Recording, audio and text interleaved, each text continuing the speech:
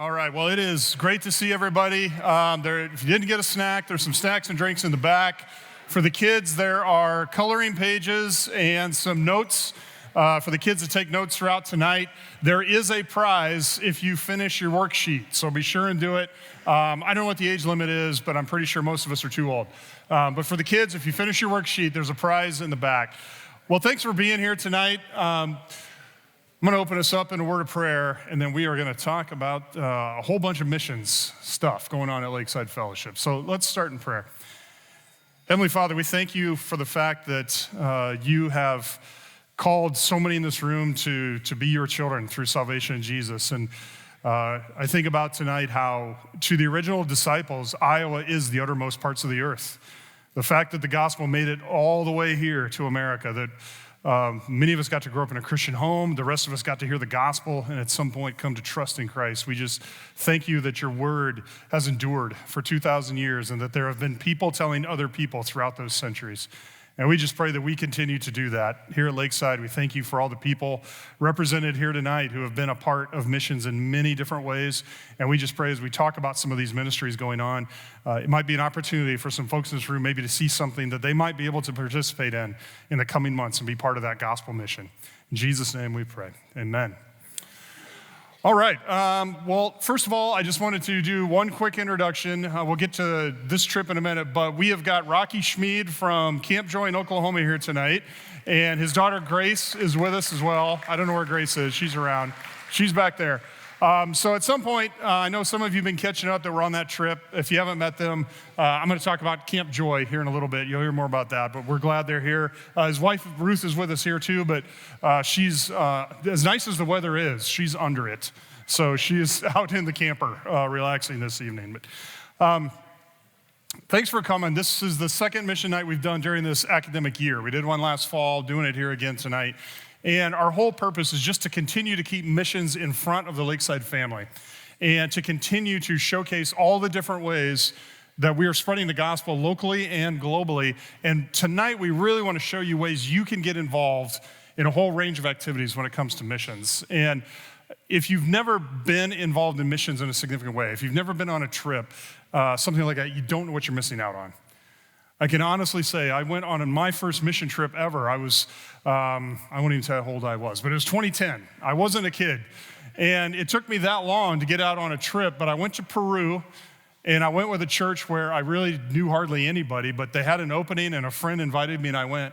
And I can honestly say that trip literally changed my life. I don't think I would be in ministry today if I hadn't had that trip in 2010. And a lot of things happened to get you to this point in life, but that was one of them, because on that trip, I went and I saw the passion that these missionaries had. And not just the Americans who were in Peru, but the local believers who were the local pastors. And on that trip, what I really took away from it was, to me, it was exotic. I was in the Peruvian Andes. I was going to these villages. I was trekking through the mountains, doing all these really exotic things. And I realized the guy we were with is from there. All he was doing was going to the village he grew up in and knocking on his neighbor's door. And the last night, the pastor who led the trip, we sat down around a campfire, and he said, it's pretty easy for you guys to hand a Bible to people when you can't even speak their language. What are you going to do for the guy who lives next door to you? What are you going to do for the guy who's in the cubicle next to you? And that was like the dagger to the heart, saying, what am I doing? So that trip really, in so many ways, started to change the trajectory of what I did. So I really, what we want to show you tonight is ways you can get involved in missions. If you want to go to the other side of the world, you can do it, but you don't have to. So at the end, I'm going to talk a little bit more about the trip we're leaving on tomorrow. But in the next 2 weeks, Terry and I are going to travel over 15,000 miles by air. But you could go 300 yards later this summer and be a part of missions at Lakeside. Because one of the things we're going to be doing is having a cookout at the apartment buildings over there to reach the people in our own community. So that's something, literally, you walk across the street, you can be a part of missions. So as you hear all these stories tonight, it might be going somewhere, but maybe that's not for you. Maybe there's something you should be doing right here in the North Polk community. That's what we want to tell you about. I'm just going to recap, too. Just a reminder, these are where our missionaries are. If you haven't seen, the missions wall just got updated again today. Now it's actually got all the missionaries on the map. So check that out. And it's a reminder every week to see where are the missionaries we're supporting globally. And later on tonight, Deb Safely is going to be talking about how you can pray specifically for missionaries. So this is how you can remind yourself out there in the lobby. And tonight, what we're going to be talking about is what is your role in missions? So that might be, where can I go? Is that going on a trip somewhere and being a part of that? What can I support? And there's a lot of local ways you can do that. And specifically, how can I pray? And that's never take that as just a tack on. Praying is never something you say, well, if I can't do anything else, I'll do that. You should be praying along with anything else you're doing, even if you're going to the other side of the world, because it matters to our missionaries, and we'll talk more about that. Before we dive into some of these other things we do, and I have various folks who are going to come up and tell their stories about what they've participated in, I wanted to tell you about some of the local things that are going on. I think a lot of these happen at Lakeside, and you might not even be aware that they're going on. So for example, a couple of weeks ago, our youth went out to Big Creek State Park, and they refinished that whole giant wooden playground out there. So just one way for two things. One, it's Lakeside's being visible in the community. We're showing we're a good neighbor. We are serving our community, but it's also helping to plant in those young people a sense of service. They're going out and being part of a project. They're serving someone other than themselves. So projects like that are one way we try and get them a taste for being a part of community service, specifically through their church. We do a variety of things throughout the week or throughout the year where we ask for supplies you can bring. So we've done for several years a coat drive for Burmese immigrants with Pastor Rowe, which you see there on the left side. We started a new ministry last fall that Bree has helped head up with our local schools, where we find out about needs in the schools, and then we put out a message to the church. So a ton of you brought supplies last fall that went out to needy families in the North Polk School District, just looking for another way that we can get plugged in there and make Lakeside and Christ visible. And then we're having right now a bike and shoe drive, which Pastor Dave will talk a little bit more at the end of the night. And that is all stuff that's going to go to South Dakota on the trip that Brady and Angie are going to talk about here in a little bit.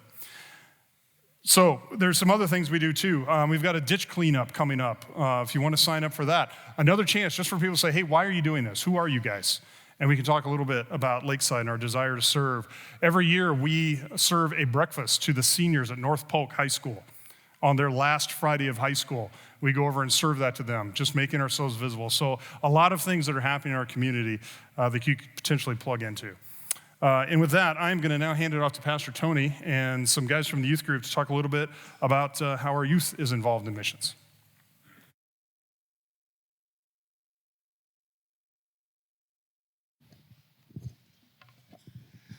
All right. Some of these things you may have heard of us talk at other times. It's great to be. God bless us in a huge way. That day we went out and stayed. When we planned it 2 weeks in advance of like the night of. It was supposed to be windy and raining, and then we got like the best night of the spring.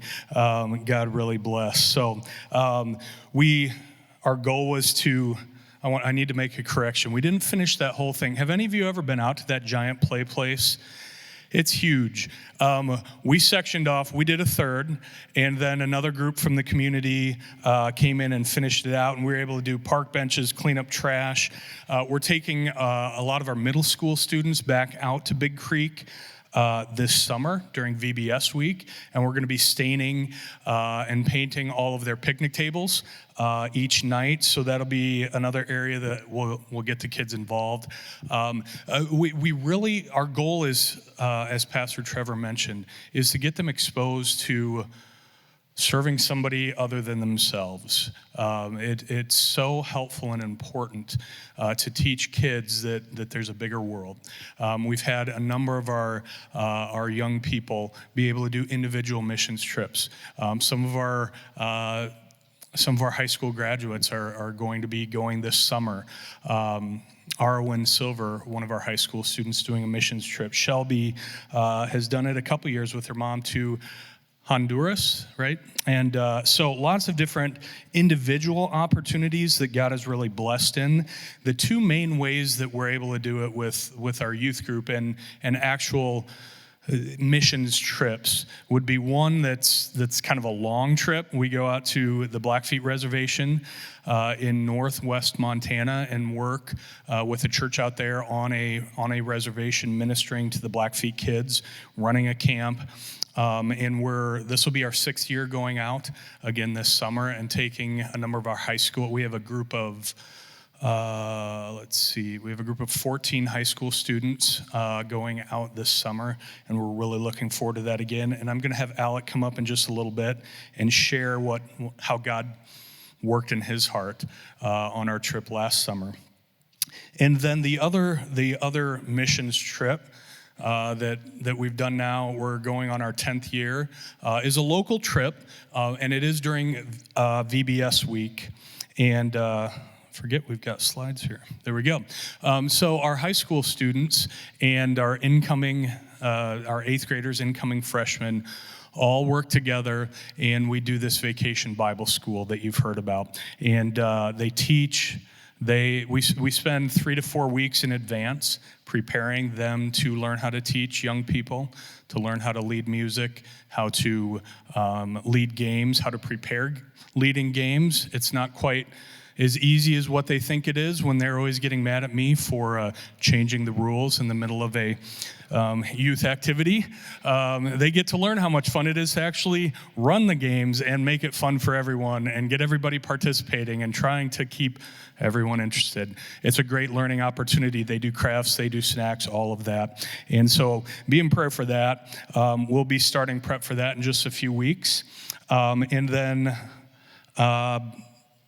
let's see, back to our group in Montana. So this is where we'll be heading. If you see that way up there in the top left corner of the map, there's a church out there that has done it. It's about 2 hours away, but each summer they go over to the reservation. They actually own a property there on the Blackfeet, in Blackfeet Nation.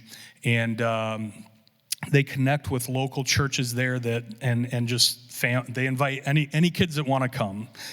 And when I say any kids that want to come, one of the things that we do is we pray before the week starts, and then we drive into town in one of our church vans, and we just start driving around the town. And when we see kids, we pull over in our white church van and invite them to camp. It's something that would be unheard of in this community. And yet we had quite a few kids who came to camp just by us pulling up, giving them a flyer. They go inside, ask mom and dad, mom or dad, or a sibling, or who.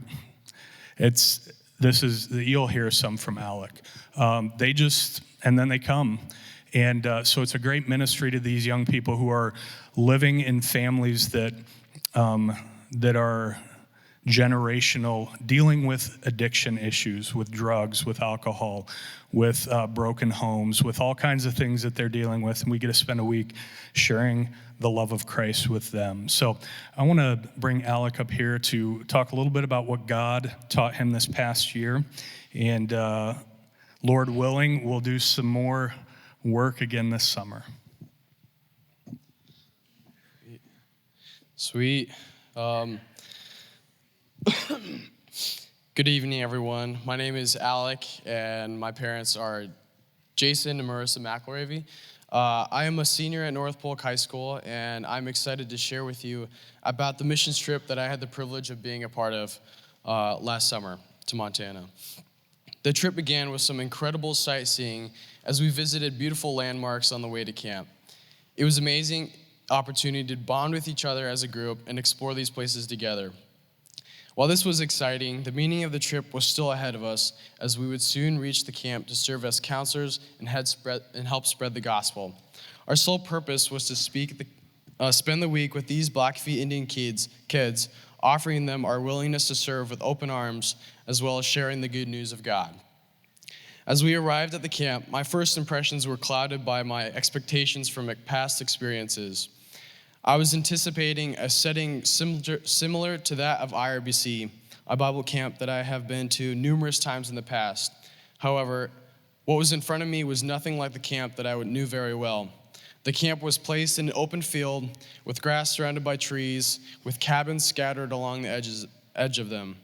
These cabins, while functional, lacked the comforts that I was used to, notably the fact that there was no air conditioning. As I was taking this all in, a sense of disappointment and dissatisfaction flooded my mind, realizing that this week was going to be rough. While we were unpacking, I found my mind was filled with disappointment, which caused my mood to become sour and overly unpleasant. While I was helping Tony unload the trailer, he was surprised that I could have such a bad attitude and told me that I didn't need to fix it. I distinctly remember my mind switching from, wow, I deserve better, to how could I be so selfish? As the kids came, we witnessed firsthand the harsh realities that many of these Blackfeet Indian children faced. Before we arrived at the camp, we went through the town and that these children were from, and the struggle of poverty was very evident, with some living conditions that were very difficult to comprehend. It was absolutely heartbreaking to witness the extent of their need. From mental health issues to abusive families, each child carried a burden on their shoulders. It was sobering to realize that this poverty exists in such a wealthy nation such as ours. However, it was to serve as a reminder of the importance of serving those in need. Throughout the week, we were able to spread the message of the gospel and extend our loving hands to these children, comforting them with the assurance that they were not alone in their struggles and that there is a God who loves them and sees them. The experience of serving at the camp has made a tremendous impact on me. It opened my eyes to the realities of poverty and brokenness that these people face, even within our own borders. Witnessing the struggles of the Blackfeet Indian children has made me very aware of the privileges I take for granted on a day-to-day basis. It has humbled me and given me a realization of how much that I have. This trip has also stressed the importance of service and how there are broken people that need to understand that there's a God who loves us so much, even to the point of death on a cross. A saying that has stuck in my mind is this: Christians endure their worst life now, knowing that the reward awaits in heaven, while unbelievers live their best life in this world because hell is their next destination. By being exposed to the realities of poverty and broken people, knowing that this is their best life has left an impact on me, and it should on you as well. Participating in missions isn't limited to a specific skill set. It's about using the talents and abilities that God has given each of us to make an impact on those in need. Whether it's through teaching, singing, building, or simply being there to listen, there are so many ways to serve and spread the good news of God. I strongly recommend stepping out in faith and being a part of missions. Each one of us can contribute in all kinds of ways to advance God's kingdom. Thank you.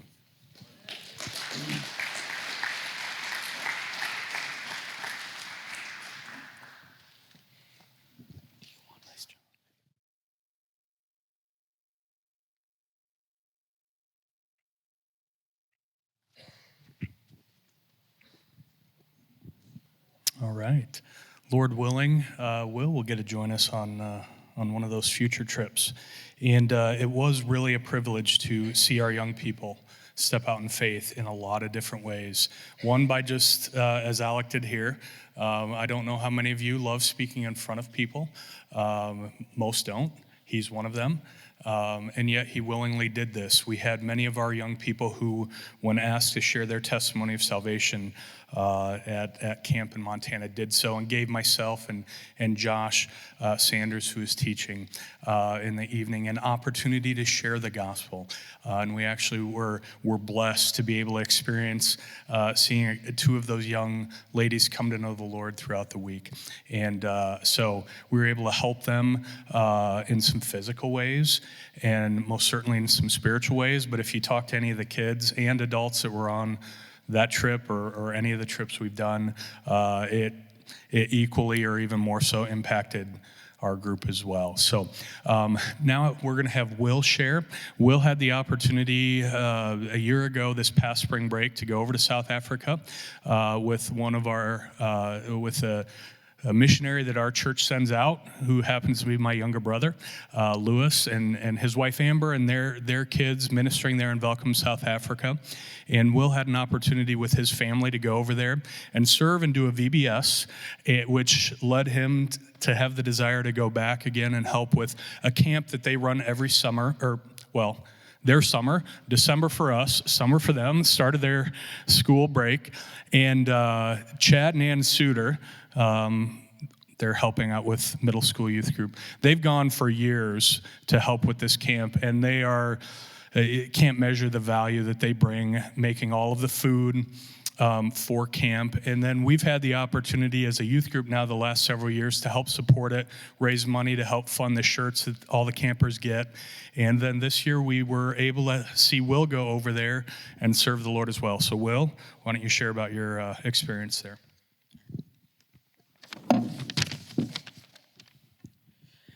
Hello, everyone. My name is Will Warwick, and I want to share about my experience in South Africa. So there's this camp that is held every December in South Africa called the Unashamed Camp, and it's led by Louis O'Toole, the missionary that Tony was just talking about.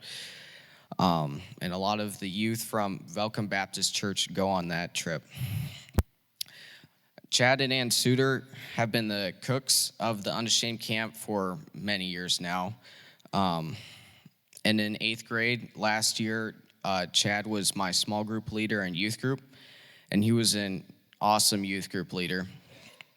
In late June of last year, Chad asked me if I would like to join him in going again in December to the Unashamed Camp, and my immediate reaction was, yes, let's go.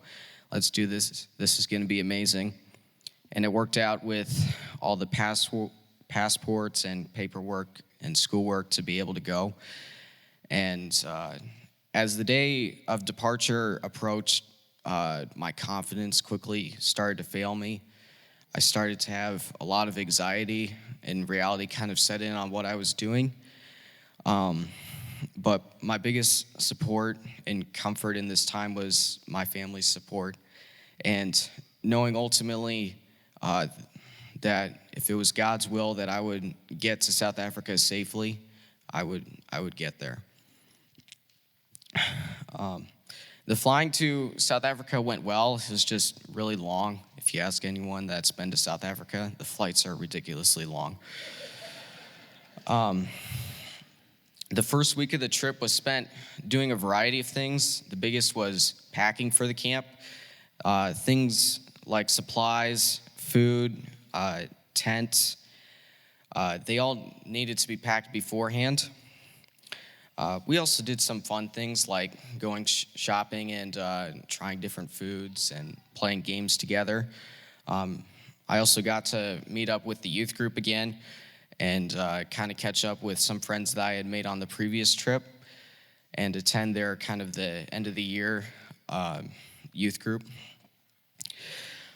before the trip. The actual camp lasted 5 days. On a typical day, you would wake up at 6:20 a.m., get up, do devotionals, attend some teaching sessions before lunch, and then after lunch, you had some group games and free time. And the camp is being held at this resort called Buffalo Sport, and there's all kinds of fun things to do there, and that was a lot of fun.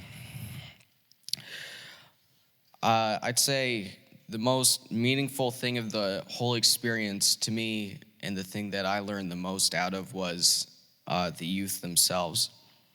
They defined what the family of God should look like. When we become a Christian, we are adopted into God's family, and we walk through life hand in hand together. The group was so tightly knit together and so supportive of one another. I hadn't really seen anything like it, and the reason why is what I quickly found out.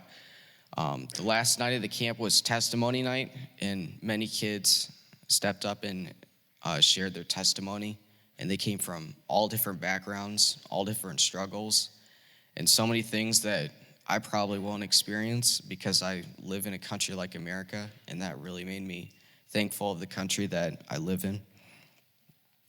But the trials that they walk through, they make the trials that everyone walks through, they make us more reliable on Christ and not on ourselves. And because of that, God can use us for his good. All these kids, for some of the kids that were sharing their testimonies, that this family that they were adopted into when they believed, that was their only family that they had. And for some of them, they were even possibly in danger because of it. And it was really powerful and meaningful to me.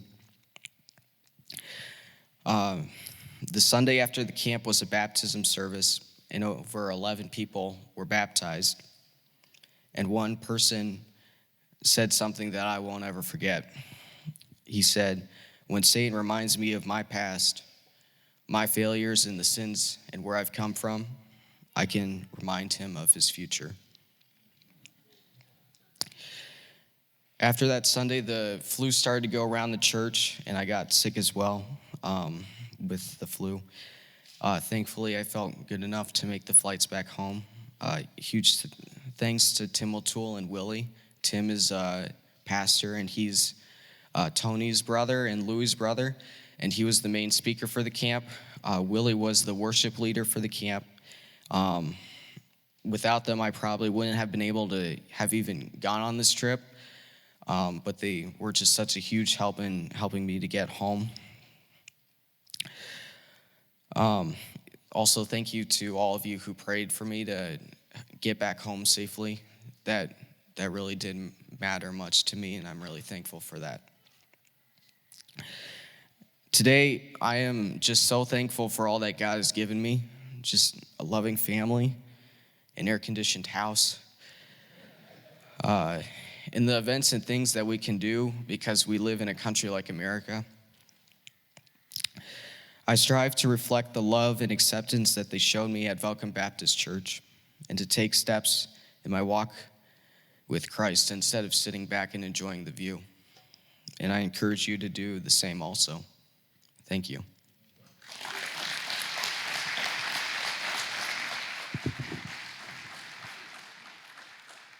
Good job. Well, thanks, Will and Alec. The kind of perspective those guys described, that's why we do this.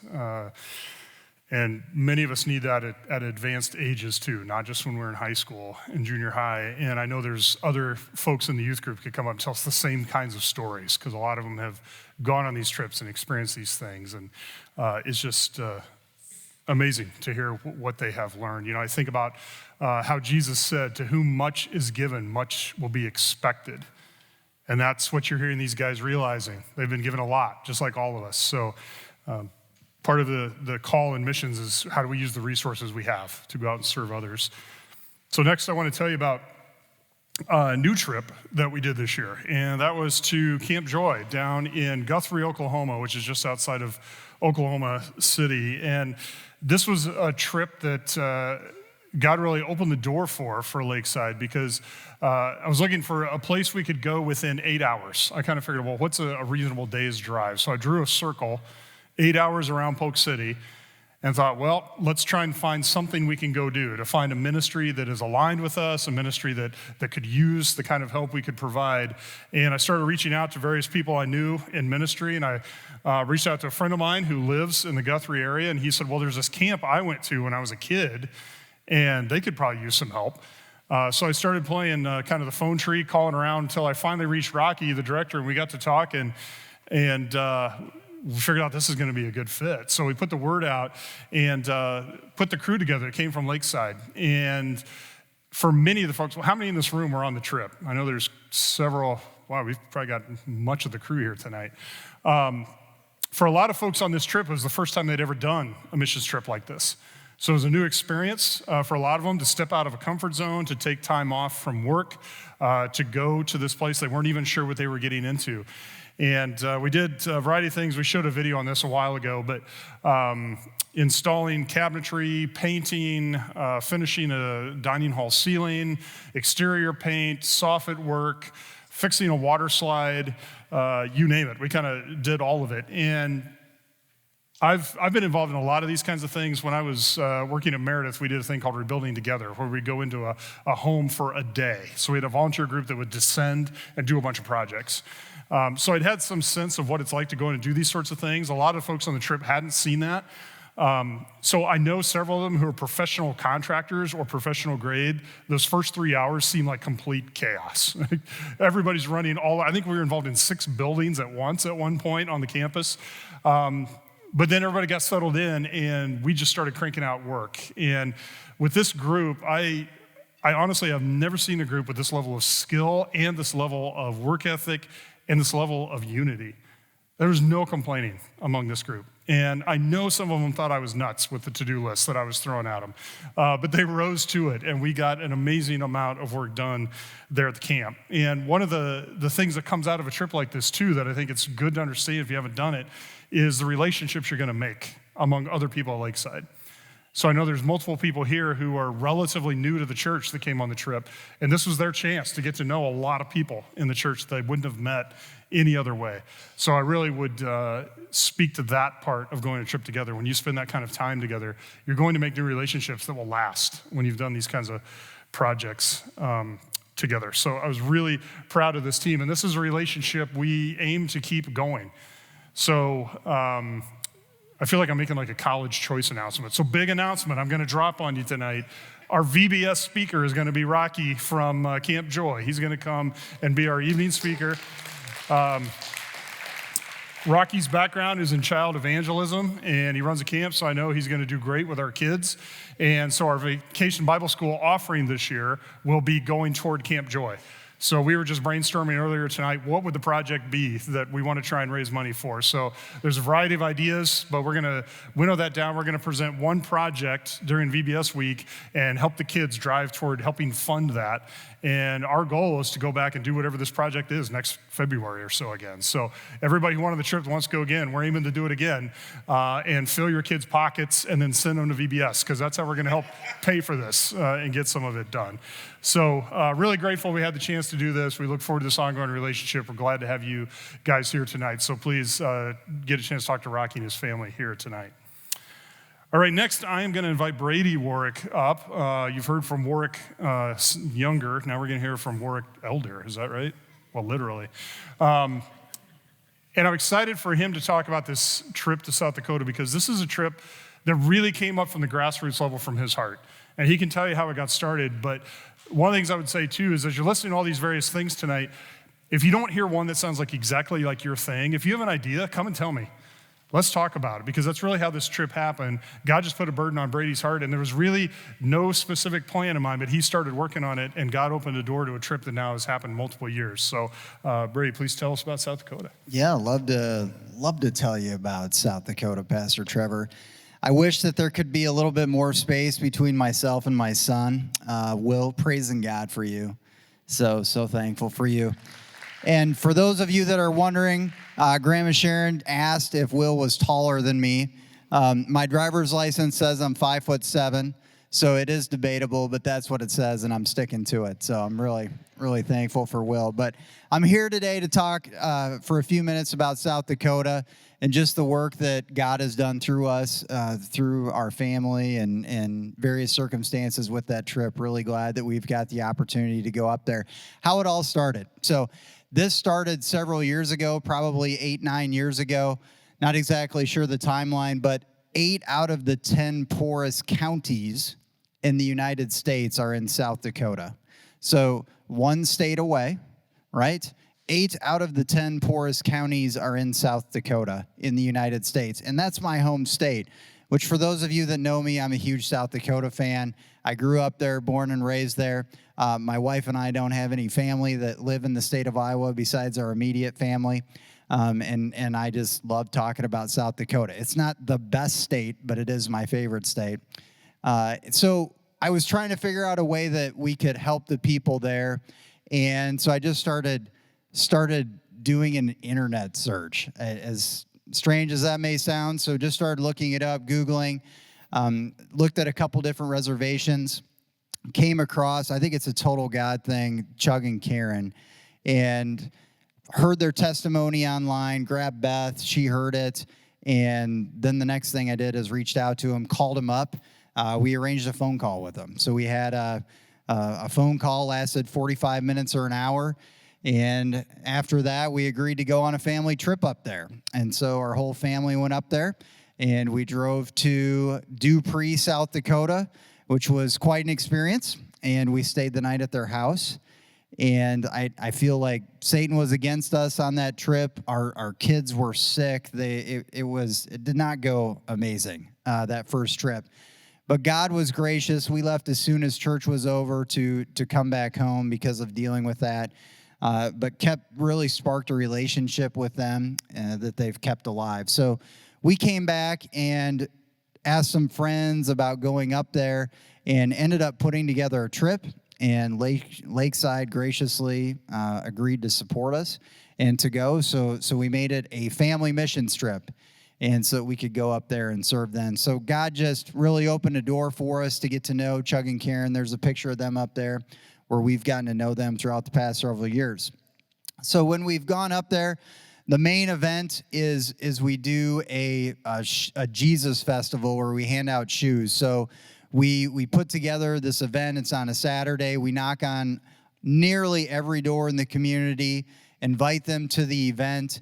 And so it's the kids that come, they get a hot dog, some chips. We have games for them. The gospel is clearly shared with them. We have a short program that we give them. And then we wash their feet and tell them about Jesus and just how Jesus washed the disciples' feet. And they've got an opportunity to get a new pair of shoes and to hear about Jesus. We've added some other things onto the trip over the years. We've gone to another town called Eagle Butte, which is about 20 minutes away, and where we've fed people. We actually, a couple years ago, started opening up the trailer and handing out shoes there as well to those that are in need. And there's a lot of need up there. So this is just a picture of my daughter Carolyn washing somebody's feet, telling them about Jesus, and every kid gets a new pair of shoes that fits. And God's just really done a work with that. So the impacts, why it's been good for us and our family, and why we like going. Chug and Karen are just remarkable people. They're tent makers, so they're both full-time workers. They work for the school up there, and then they also he's the lead pastor at the church. And so his wife, Karen, does children's church. He preaches. They do music together. They're doing funerals. And unfortunately, death up there is very real and comes all too often. We had a phone call with them last week, and they were talking about, I think, 3 funerals in a couple weeks. Maybe it was even 4. And so they get asked to do a lot of funerals as well that go along with that. So you think about the one-person band where, they're trying to hit the drum and play the harmonica and sing and play the guitar at the same time. I feel like that's them up there. They're living it out, and when I feel overwhelmed or have too much going on or tired maybe of serving, I think of them, and wow, it's really humbling. They are sold out for the Lord. Great opportunity for our kids. It's a family missions trip, so we bring our kids with. They get plugged in and serve. We've had the opportunity to go with some friends over the past several years.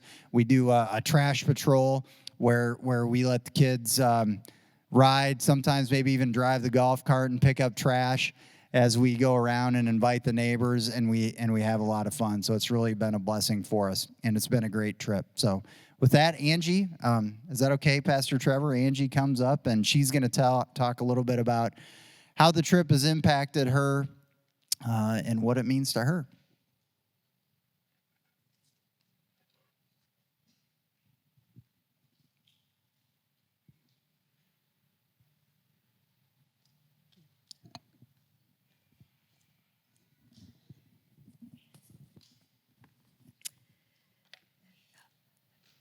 My name's Angie DeVries. My husband is Jeff. We're fairly new in the Polk City area. I think we moved here summer of 2018. We joined the church 2019. Most people know my husband and probably don't know me because he's a big talker. He knows a lot of people. That's kind of my role, and I'm comfortable with that. But I was asked by Trevor just to share a couple things. This trip was very meaningful to me. I don't know if I can get this slide up. But, he asked, just share some basic things. How did you decide to go on a mission trip? How did you come to the conclusion you should go? Jeff had been there 2 previous years, and it was very moving to him. He helped with a lot of construction projects. Being a former military pilot, he was able to do some things with trying to help with their Memorial Day service, and that was a very meaningful thing to him. He did some research on Lakota veterans who had been instrumental in some of the things that happened during our world wars, and he researched those people. And it was a very connecting thing to talk about those types of things. And then I also have always had a desire to help others. I feel very led to serve children. That's how I mostly serve here in our church. But we also have grandchildren. We have a 3-year-old grandson and 2 granddaughters that were born in the last year.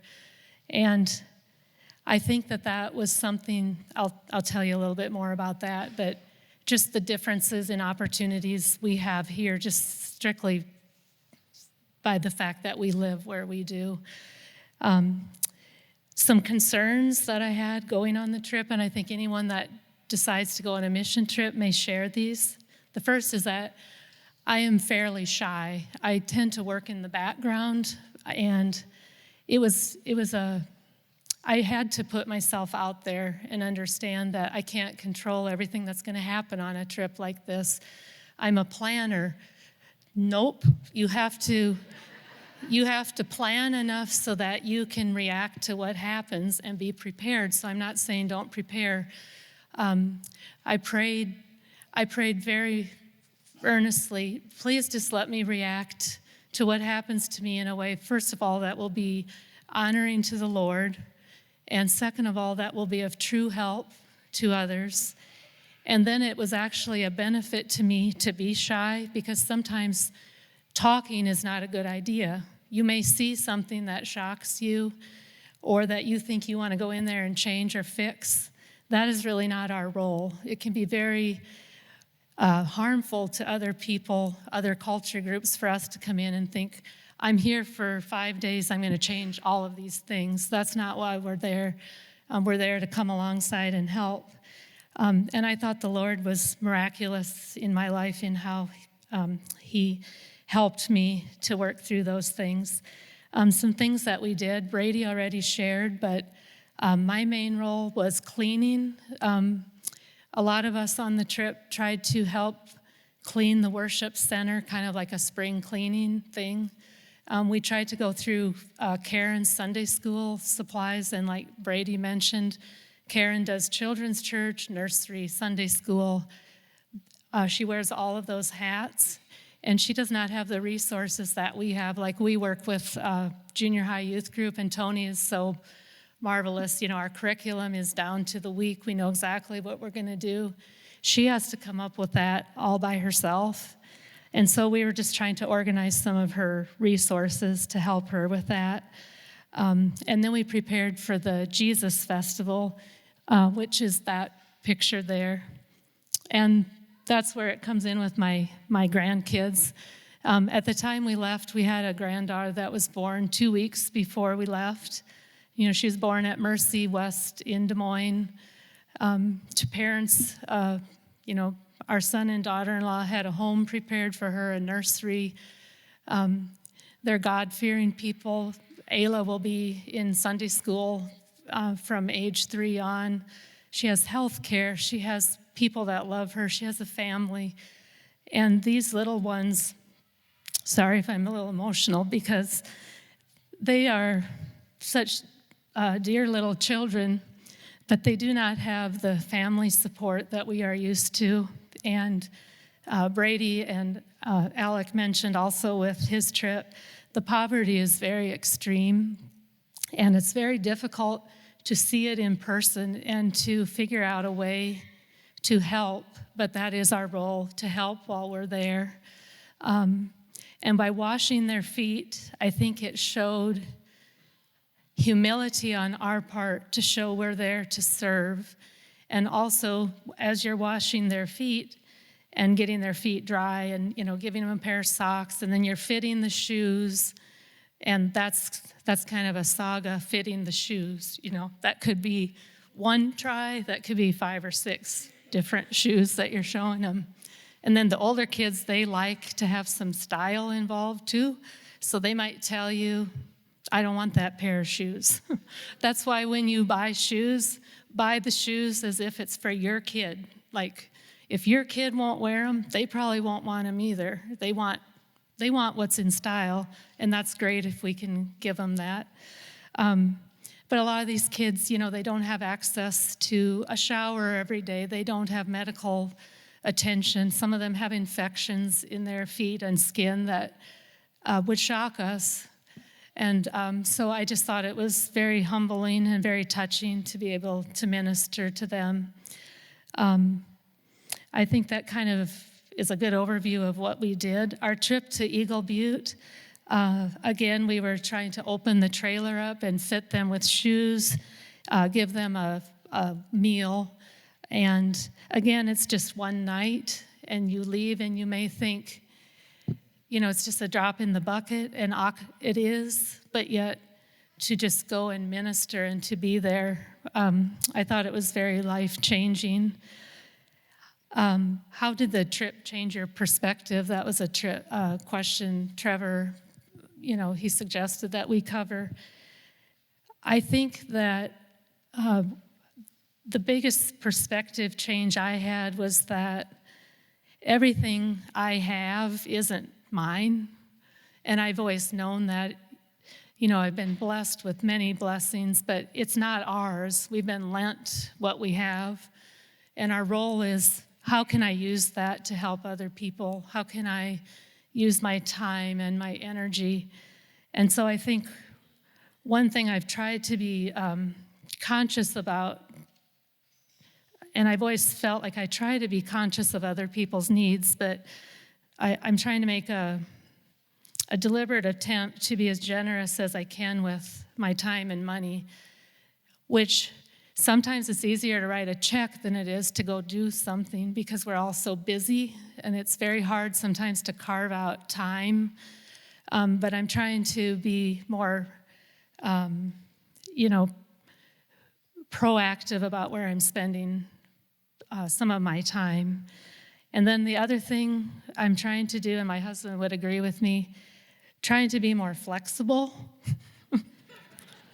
I'm a planner, and I like to know exactly how my day is going to go. And that pretty much, that can't happen on a mission trip, but it also can't happen like at work. I'm used to dealing with things that come up, and I try to solve the problem and then move on. But that I've learned a lot about waiting on the Lord, and some things in our personal life with our children. We have a child that we are just praying, waiting on the Lord to work in her life to bring her back to the faith that she once was on fire for. Those things, that plan may be very different than ours. And so I thought that this mission trip was God showing me there's need everywhere, and I'm not alone in the things that I struggle with. Most of the things we struggle with may not be fixed on our own time, and they will be fixed by the Lord. Why should others consider coming on a trip like this? It's marvelous fellowship. We got to know people on the trip that I think are wonderful people. I thank God every day for the people we went on that trip with. They have become dear friends of ours, and it's a service opportunity just to get yourself out there and serve. So forgive my nervousness. I hope I could share with you a little bit about what we did there, and I would highly encourage you to go. Another thing, families, this trip is ideal for people that have kids, high school kids, younger kids in the house, because there will be people on the trip with you that are used to that, and these kids have assigned roles, and it's very meaningful to them. They are very service-oriented, and like we were talking about earlier, it becomes part of their lifestyle. That's something I wish we would have done differently when our kids were little. I often thought I was just trying to keep everybody alive and safe, and we had one kid that if I could get him in and out of the shower every night, I was doing great. But our kids could have had more opportunities like this, where you get them out there and they're just serving alongside adults that keep them safe while they're in that experience. So thank you. Thank you. Thank you, Angie. You don't need to be shy. I could listen to you tell those stories all night. That's amazing. I think a theme you heard her talk about that came out in the other stories too is just the humility that you get when you go on these trips. And that sense of how blessed you've been. And that sense of what can I do with what I've been blessed with. And that comes at all ages. So Angie, thank you for sharing that. You know, one of the things that's important about these trips that we do is, I hope you can see, we always work with local pastors and ministry leaders there. Because Angie just hit the nail on the head. You know, we understand our job is not to swoop in and fix it. That mission trips get a bad name because of that attitude, because Americans think we can come in and just wave our magic wand in 5 days and show them the way to do everything. And there's a whole book around that called When Helping Hurts. And it can be very counterproductive. So I appreciate the humility Angie showed around that. That's what we try to approach these trips with. And that's why we're partnering with someone like Chug and Karen. They are both Lakota. They understand this culture. We don't. We want them to tell us, what should we do? How can we help you? How do we do something that makes your ministry for the rest of this year better after we've gone back to our home? And that was one of the things that when I started talking to Rocky, sold me on their vision for Camp Joy. When those kids leave camp, I said, well, what about their churches? He said, if they don't have one, we figure out where they leave, and we call a church and hook the kid up to that church.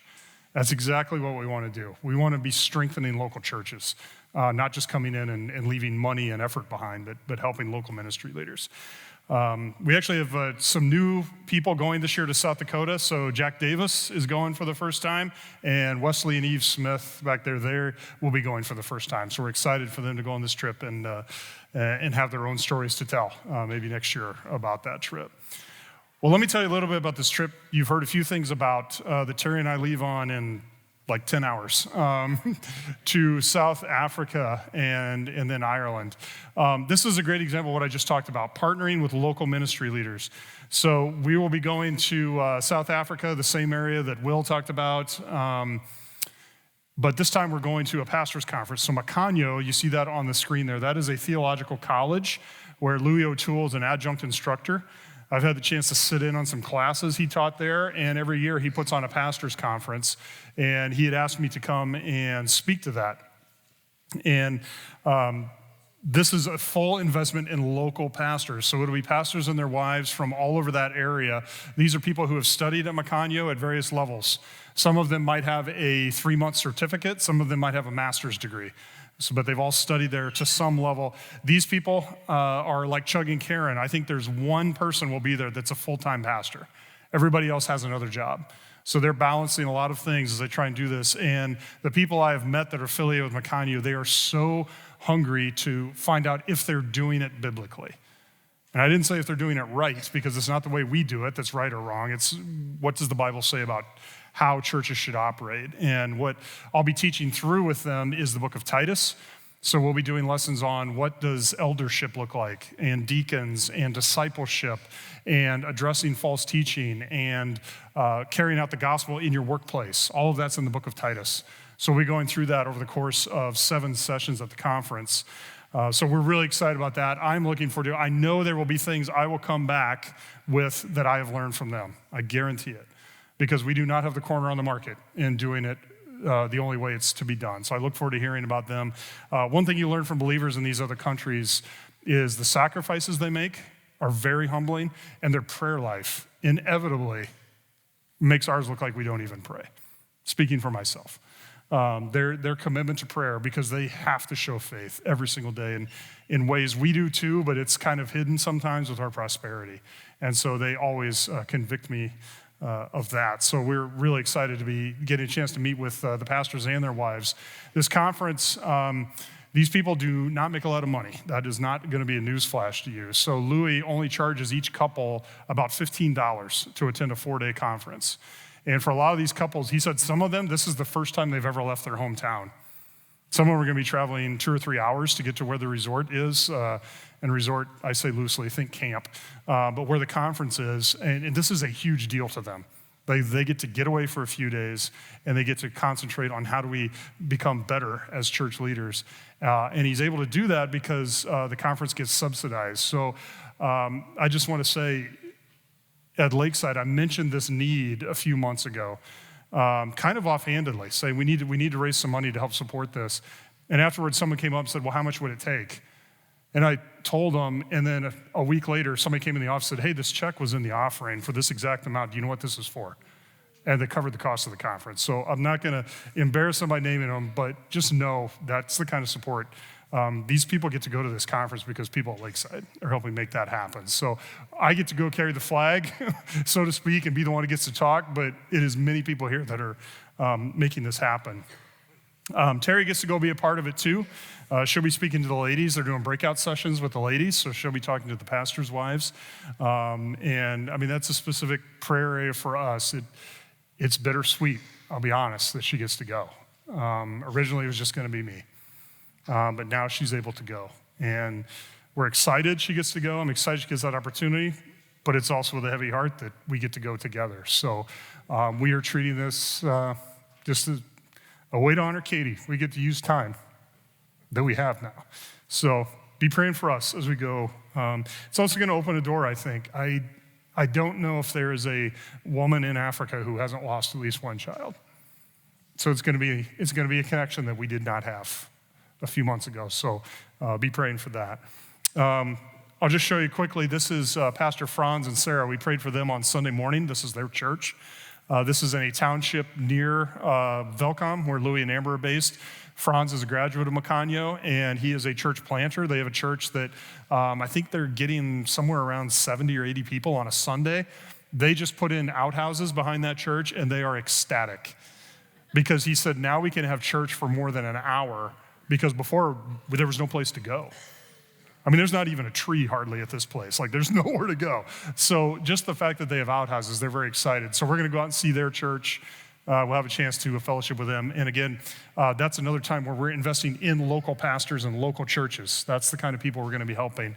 So we're excited that, if I think it's something like 30 people are going to be at this conference. So let's call that 15 churches.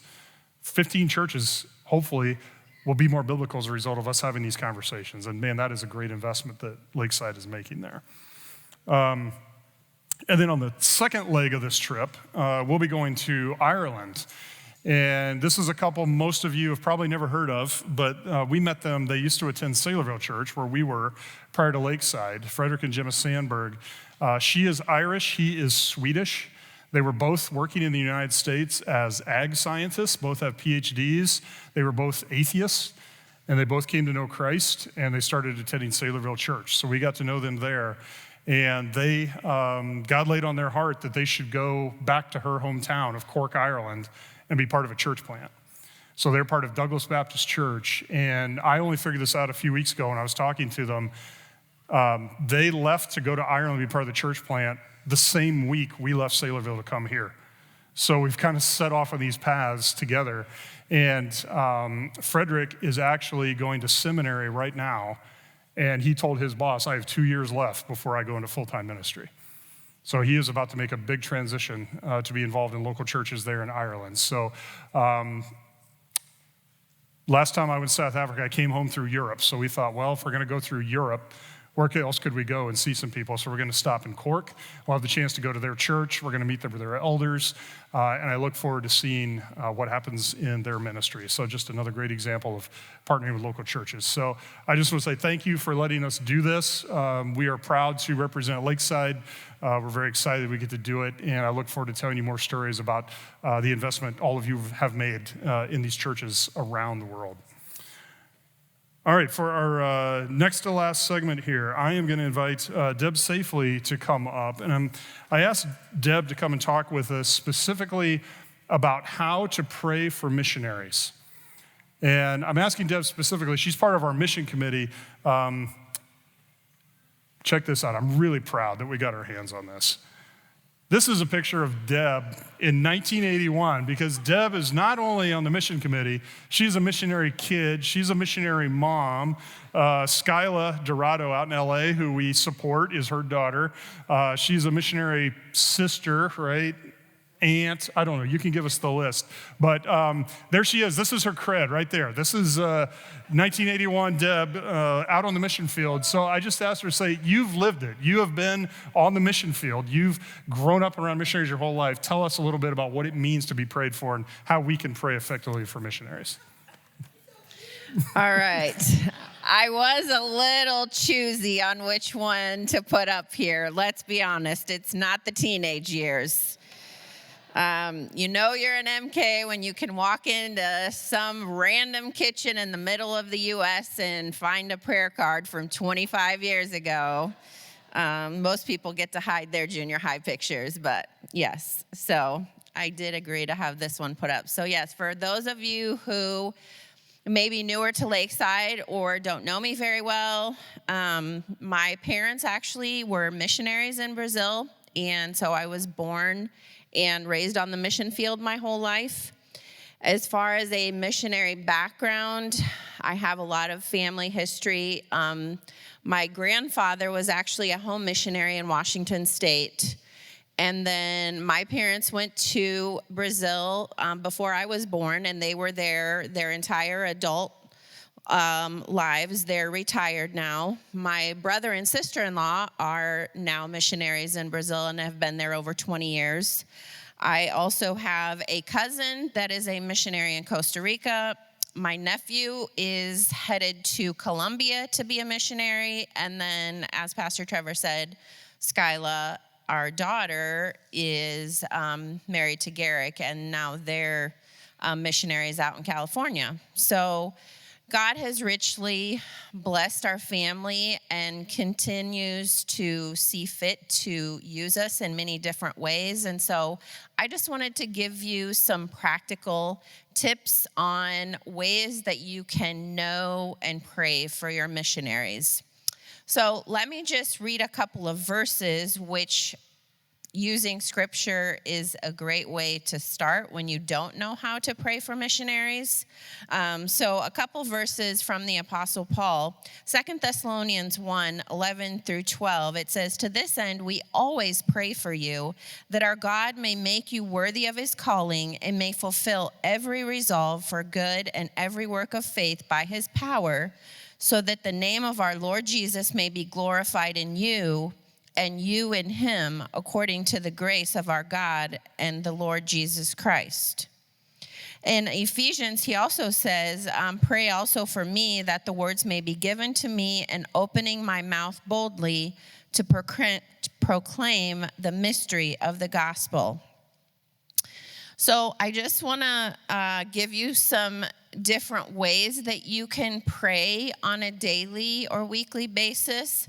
But then at the end of this, Tasha actually put some of these thoughts onto a card. And so at the back at the kids' table, if you want a list of ways that you can pray, you can take one of those as you leave tonight.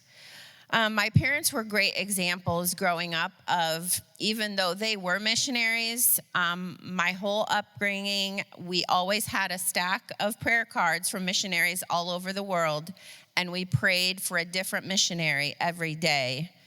I know that not everyone has prayer cards like that anymore, but missionaries still have websites, they have newsletters, they have Facebook pages, they have emails that they send. So there are other newer ways that you can do this. As far as the power of prayer, I just wanted to give a quick testimony on this. If you've been at Lakeside for a while, some of you may remember that during COVID, the country of Brazil was hit really hard. And my brother actually was extremely ill, and in fact the doctors said that he was not going to live. And I remember someone in our family started a Facebook page to pray for him, and there were people all over the world praying for him.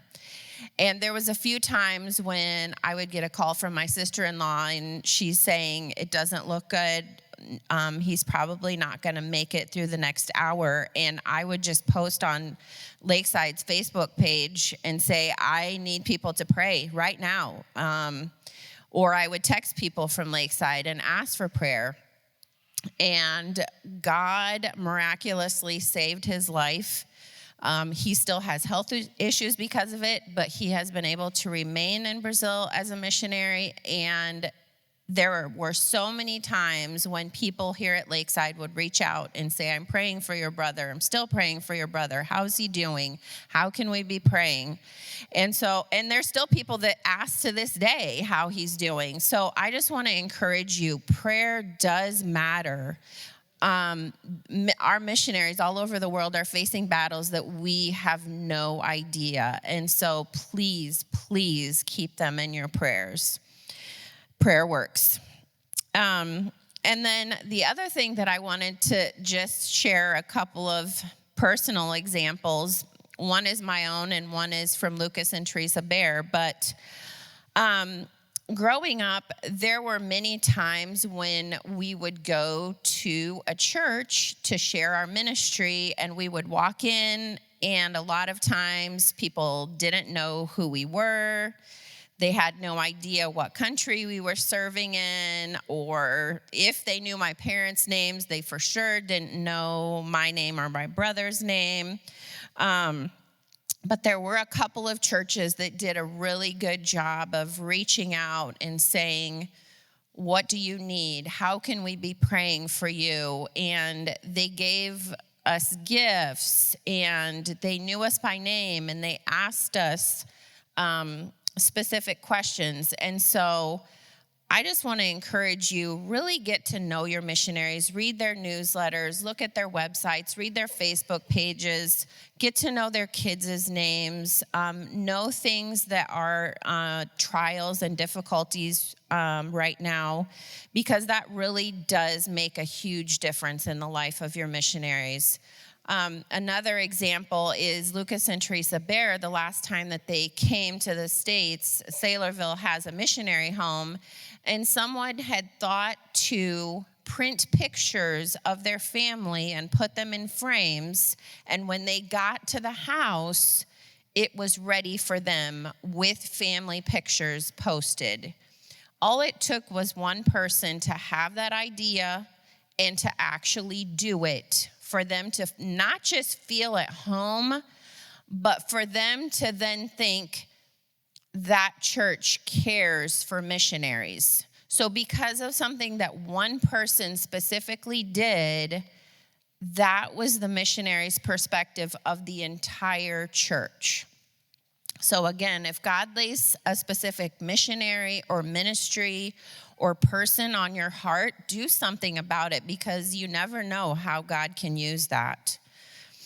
All right, here's some just general prayer requests that you can pray. We do have one of our missionaries that is anonymous. We can't share their name or their location because that would be dangerous for them. They're not able to share a lot of requests. And so, especially when it's a situation like that where you don't exactly know where they are, what they're doing, these are some general areas of requests that you can pray for any missionary, any ministry at any time. So first of all, use scripture, like I said. So some spiritual requests would be for boldness and open doors in sharing the gospel, direction and effectiveness in how they share their ministry. Definitely always a ministry balance, because there's always more to do. There's never enough time, but missionaries have to also spend time with family and also take time for rest. So just praying that the Lord would show them what a good balance for their family would be. Just different prayer for gospel opportunities, because as we do here, missionaries have to go about and live their lives. And so just that they would have opportunities no matter where they are to share the gospel. Protection from spiritual warfare, that is just something that is very real, and they face a lot of spiritual attack in ways that we can't even imagine. So that's just always a really good way to pray for missionaries. Some relationship areas would be for the missionaries' marriage to be strong, for their family, meaning immediate family, kids. A lot of missionaries are faced with how do they educate their children, what do they do when they're far away from extended family, or if it's an older couple, they're leaving their kids in the States and they're going back to the field with an empty nest. Pray for loneliness. A lot of times having friends on the mission field is difficult because either you don't have very many other missionaries, sometimes there's cultural barriers with people from that country, and just sometimes it's difficult because people don't really understand. You don't really fit in any world sometimes, and so it can be a very lonely place. Cultural adjustment, that can be when they're first-time missionaries, or even if they have to change locations, the field that they're in. Language barriers, sometimes it's difficult to understand, or if you're learning a new language, it takes time to really know what people are saying, and so that can be really difficult, especially if it takes a while to learn the language. I think of the Lennarts being in Japan and learning a really difficult language like that. That can be a definite area of prayer. And then physically, just for protection as they travel, for rest and refreshment and knowing when they need that. For their health, sometimes there's not as good of health care, or they're exposed to different diseases that may cause some definite health issues throughout their ministry. So definitely keep that in prayer. And then finally, financially, know their personal and ministry needs. A lot of them will share some things, but not always specifics. So you can ask the missions committee, especially if you want to know more specifics about any of our missionaries. If they're in the States, just providing different things for them while they're here, whether it be like gas cards or taking them out for a meal or making sure that they're provided for while they're traveling in the States.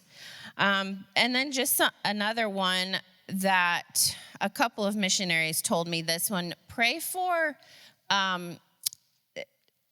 published materials to be available for them. Sometimes, even if the language is the same, publishers don't always allow materials in certain countries, but also even if works are translated, sometimes the examples or the stories that are given in publications don't really work because it's translated from English, and so it doesn't really make sense in the country where they are. And so that's something that's just takes a lot of time and money for missionaries in order to provide for the people that they're ministering to. All right, where can you start today? We have mentioned several times throughout the night that maybe missions is something that I need to go, or maybe it's something that I need to give. But today, right now, no matter what your age is, prayer is something that you can do for your missionaries. So use the missions wall that we have out in our lobby. Get to know the missionaries, where they are, their children's names. You can read their newsletters when they're in the Lakeside newsletter, but there's also, most of them, you can subscribe to their newsletters yourself. Many of them have websites or Facebook pages, and they also have emails that you can write to them.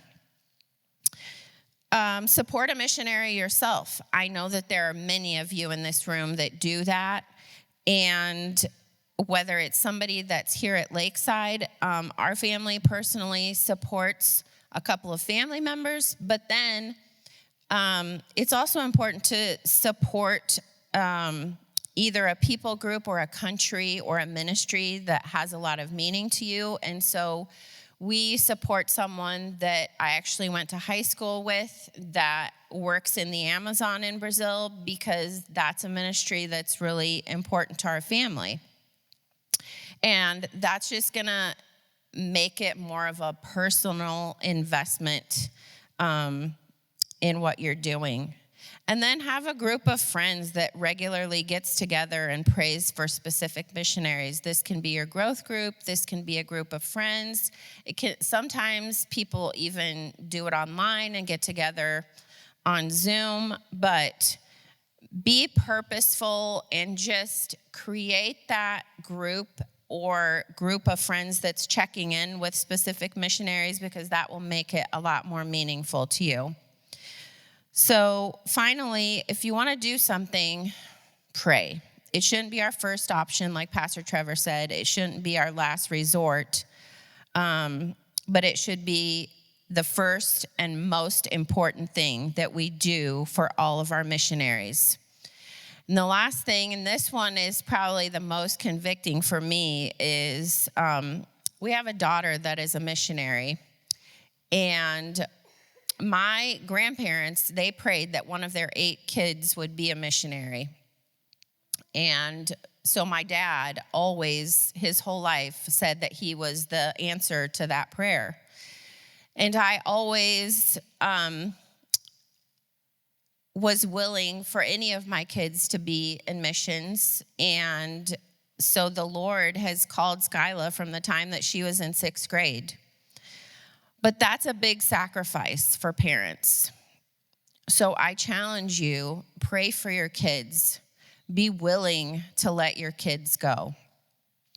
And it's hard when you have extended family that are missionaries. It's a sacrifice both for you and for the ones that go. But God will so richly bless you and your family. And it's really encouraging to see the kids that have gone on mission trips that have the softened heart for those ministries. And so I would just ask that each of you, as parents and family members, that you would consider how the Lord would have you be willing to sacrifice your children for the ministry. Thanks.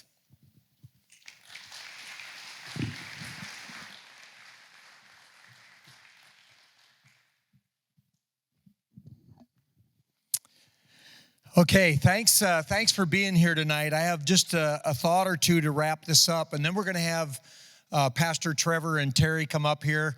Whoever wants to can kind of gather around, and we'll just pray over them and send them off. I've been really thankful just personally to be here tonight, and just thinking about what God is doing. And isn't it cool to hear our young people talk about what God is doing? Like they are, let's give them a hand. I mean, just quality kids. And, you know, the one thing we always want to do here, we want to remind ourselves, is that those of us who are older, we always want to create an environment here at Lakeside where those young people will know that we love them and we care about them, and we want to encourage them.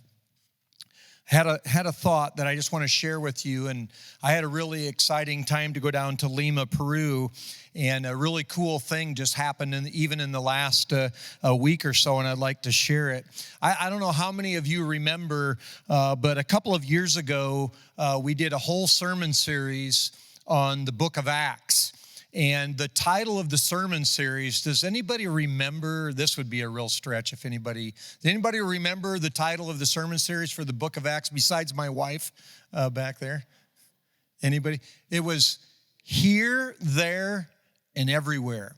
And the idea for that came from Acts 1:8. But you will receive power. So as Christ was ascending into heaven, right there in Acts chapter 1. But you will receive power when the Holy Spirit has come upon you, and you'll be witnesses. Remember these locations: in Jerusalem, in Judea and Samaria, and to the end of the earth. And basically, the book of Acts unfolds throughout by those three concentric rings. So Jerusalem, our Jerusalem is Polk City.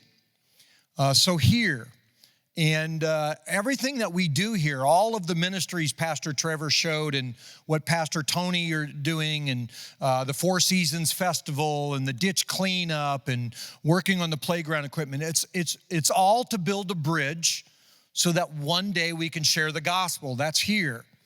And then verse 8 says in Jerusalem, and then in Judea and Samaria. If you drew a circle that encompassed Judea and Samaria around Jerusalem, it would be about a 20 to 40, maybe 50 mile outside of Jerusalem. And what Lakeside is attempting to do is plant churches in that circle, in our Judea and Samaria. And so we call it the Engage Network. And right now there are 8 of our churches. Lakeside was the very first one. I think I said last week, next year will be our 20th anniversary. Can you believe that? Like, that is so cool to me. And we've planted churches in the south side of Des Moines, and then in Altoona, and then in Winterset, and then in Ankeny, and then in Huxley. And the latest one, see if I have a picture here. The latest one is Eden Church, right there. And so here we're trying to build bridges to the gospel. Judea and Samaria, we're trying to plant churches. And God has really blessed us. And the theme of how we've done that, or the program for how we've done that, is we recognize the person that wants to be a church planner. We encourage them through prayer and fasting to pick the place. And then we announce the place and we gather the people. That's how we've always done it. And because there's 8 churches, in the last couple of years, we've been able to collect funds. Lakeside pays into this fund as well. I think in our budget is $20,000 for the Engage Network each year. When we have the right person, we provide a residency. And the residency is for the couple or family to live for 18 months at the home that's at Saylorville, and then minister in all of our churches, get the DNA of what the Engage Network is, and then send them off to the next church. And so we've done that. And then the last part, to the ends of the earth, is the word everywhere, and that would be for us right now. We have missionaries in France, in Japan, in Peru, in Brazil, in South Africa, in Asia. And God is really doing a work there. I shared at the end of one of the messages that in February I had the opportunity to go to Lima, Peru, the poorest place that I'd ever been to in my life, only rivaled maybe by the reservation out in Montana when I spent a couple of days with the kids. And Lima, Peru, just to remind you, 52% of the people live on less than $300 American a month. And they have kids, so very poor area. But the man in the red shirt, his name is Jorge. He's one of the pastors at the church. The man in the middle is Steve Frerichs. He's an American citizen and a Peru citizen. His dad was a missionary to Peru, Steve Frerichs, the man right there in the dead middle. And then he went back after going to Bible college at Faith Baptist Bible College. He went back and he's planted 2 churches. The current church he's at is very solid. It has about 225 on Sunday morning. People are coming to know Christ on a weekly basis. People that I met, he's sending me photos showing me how they've trusted Christ. He has gotten to know the Engage Network and how we plant churches and how we'll send a group of people, how we'll recognize a person, how we pool resources. And so this summer, he met with us. He came back to the United States and he met with us and he met with the lead pastors and he said, I would like to do what you're doing here in Iowa. I would like to do that in Lima, Peru. And I have the first man, Jorge, who we'd like to send out as a church planner from our church. So now you have a national Jorge going to plant a church.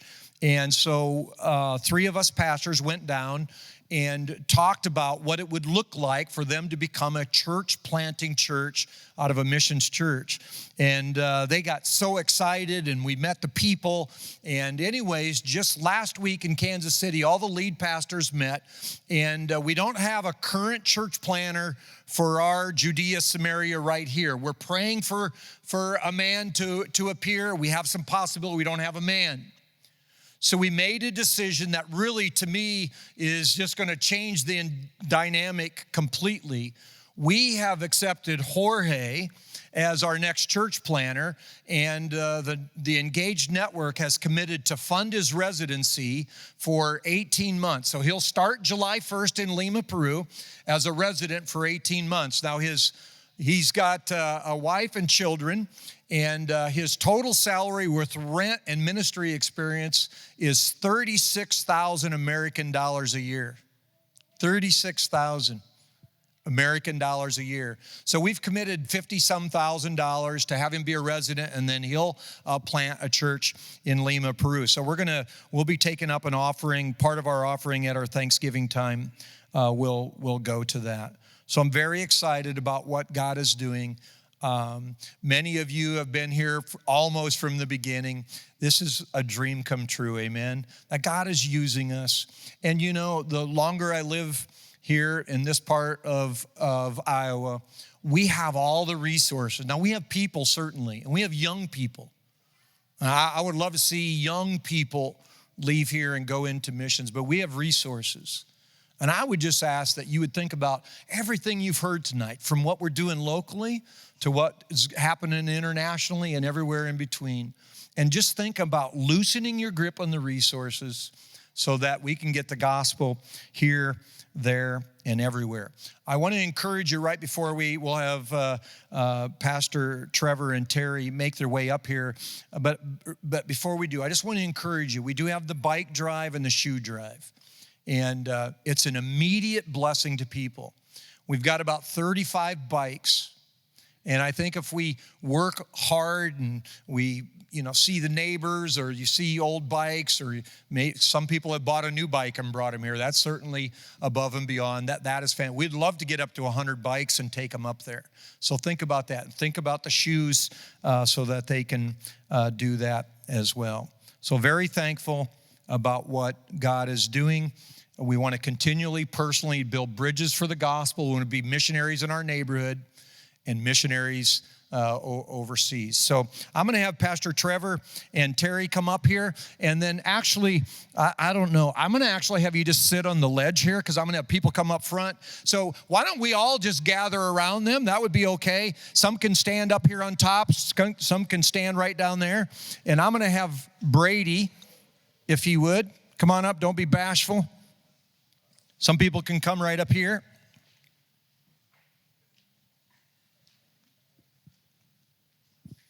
I'm going to have Brady pray for them, and when he gets done, you're dismissed. Thanks for coming tonight. Come on, we can get some more up here on the stage behind him here.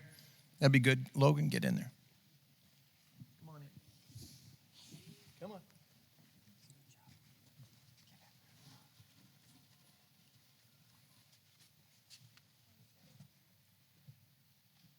Pastor Trevor, while the people are coming up here, just ignore what Will said about that flight. It's it'll be great.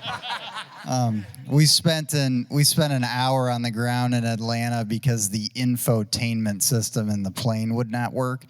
I mean, where else do you go where they delay a flight an hour because the movies won't work? So it'll be a great trip. But talk about a difference between couple places. So let's bow our heads and pray. Father God, we're thankful for how you've blessed us abundantly here in the United States, especially here in Iowa. And Lord, just with this church, with this place, with these people, Lord, and just how the gospel is going out right here from Polk City, Iowa, Lord. I just think back to almost 20 years ago when a couple from Lakeside knocked on Beth and I's door and invited us to church, and we started coming, Lord. Just so thankful for your work there. Lord, I would ask for a blessing on Pastor Trevor and Terry, Lord, and it's with a heavy heart that they go and that Terry's able to go, Lord. We don't forget Katie, and Lord, we lift them up to you here tonight, Lord, as they're able to go together, Lord, on this trip to South Africa, literally to the other end of the world. Lord, I pray for their trip. I pray for their time together. I pray that you'd give them safety, Lord, spiritually. I just pray that you would protect them from evil, Lord, as we saw when we went to South Africa, Lord, just the evil spirits, the witch doctors, Lord, just seem so much more prevalent than here in the States, Lord. And I just pray that you would protect them from evil, Lord. I pray for Pastor Louie and Amber and their kids, and Meredith as she gets ready to come back over here to go to Faith next year. I pray just for the 15 pastors, Lord, as Pastor Trevor mentioned, some of which have not ventured out from home, Lord, and that are able to spend 3 or 4 days, Lord, pouring into your word, Lord, getting to know you more. I pray just for their time together. I pray that it would be fruitful as they go. And just as Pastor Trevor has mentioned to me tonight, he's got 8 lessons in a short amount of time that he's teaching on. Lord, I just pray that you'd give him wisdom, give him boldness, give him the words to speak, and Terry as well, Lord, as she prepares. And Lord, I just pray that you would bless their time there and bless their time in Ireland, Lord, and think of that couple that was atheist and surrendered their life and came to know you, and a PhD and is leaving a career for